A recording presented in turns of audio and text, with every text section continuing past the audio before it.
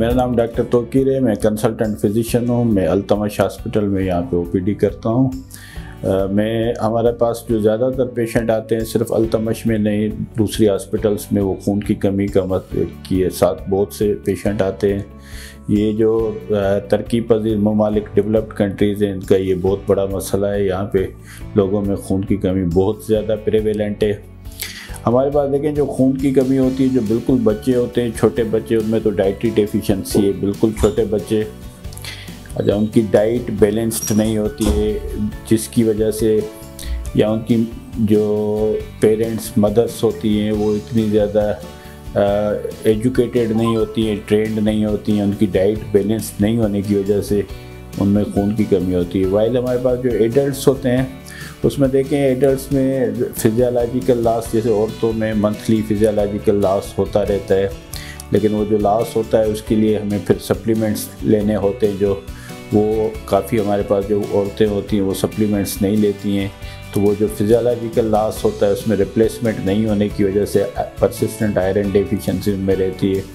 हमारे पास दूसरे जो एडल्ट्स होते हैं उसमें आयरन डेफिशिएंसी, डाइटरी डेफिशिएंसी तो लेस लाइकली है, क्योंकि उनकी डाइट नॉर्मल होती है, लेकिन ब्लड लॉस का इशू बहुत ज़्यादा है हमारे पास।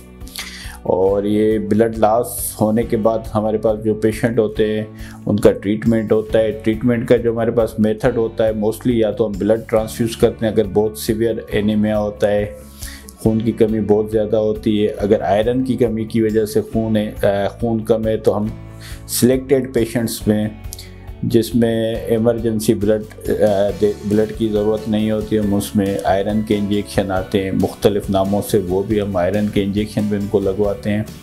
और अगर आयरन के अलावा कोई और खून की कमी के रीज़न्स हैं, जैसे फोलेट की कमी या B12 की कमी की वजह से ब्लड कम होता है, तो उसके भी हम सप्लीमेंट्स एडवाइस करते हैं। और देखें, खून की कमी हम पेशेंट को ये एडवाइस तो कर देते हैं। अगर पेशेंट का खून कम है, सपोज़ हमारे पास एक पेशेंट आता है जिसका हेमोग्लोबिन 8 या 9 पे, हम उसे एडवाइस करते हैं कि आप आयरन के इंजेक्शन लगवाएं। जितने भी इंजेक्शन हम देते हैं उसके बाद उनका 12 पे 11 पे नॉर्मल हो जाता है। लेकिन उसके बाद वो जब उनका नॉर्मल हो जाता है तो वो पेशेंट्स जो हैं वो ट्रीटमेंट लेना छोड़ देते हैं। तो उनके जो बॉडी में आयरन स्टोर्स होते हैं, आयरन जो स्टोर होती है बॉडी में, वो बिल्कुल स्टोर्स जो होते हैं डिप्लीटेड होते हैं, उसमें आयरन होता नहीं है।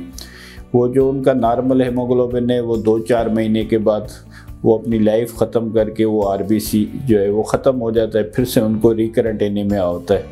और ये रिकरेंट एनीमिया का जो इशू है, ये हमारे पास जो ख़ास करके जो प्रेग्नेंट वुमेन होती हैं, जिनकी जो है क्विक प्रेगनेंसीज़ होती हैं, मल्टीपल प्रेगनेंसीज़ होती हैं, वो उनकी रिप्लेसमेंट जो है वो प्रॉपर नहीं होने की वजह से उनको बार बार ब्लड ट्रांसफ्यूजन या आयरन रिप्लेसमेंट जो पैरेंटरल होता है IV, उसकी ज़रूरत पड़ती है। उससे उनकी भी क्वालिटी ऑफ लाइफ जो है वो इफ़ेक्टेड होती है, उनकी हेल्थ भी इफ़ेक्टेड होती है, और उनके जो बच्चा होता है उसकी भी क्वालिटी ऑफ लाइफ जो है वो इफ़ेक्टेड होती है।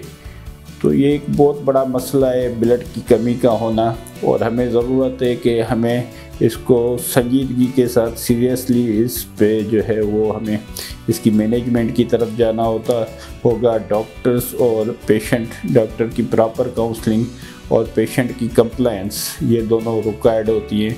और इसकी प्रॉपर ट्रीटमेंट जो है ये लॉन्ग टर्म होती है, ये शॉर्ट टर्म नहीं है कि आपने ब्लड पेशेंट को लग गया या आयरन के इंजेक्शन लग गए तो ये मसला हल हो जाएगा। तो मैं ये कहना चाहूँगा कि यहाँ पे हमारे पास अल्तमश में यहाँ पे काफ़ी ऐसे पेशेंट आते हैं, हमने सक्सेसफुली उनको ट्रीट किया है। काफ़ी पेशेंट हैं जो हमारे पास फॉलोअप में है। मेरी यहाँ पे टाइमिंग 2 to 4 है। मैं यहाँ पे डेली OPD करता हूँ और मैं जनरल फिजिशियन हूँ।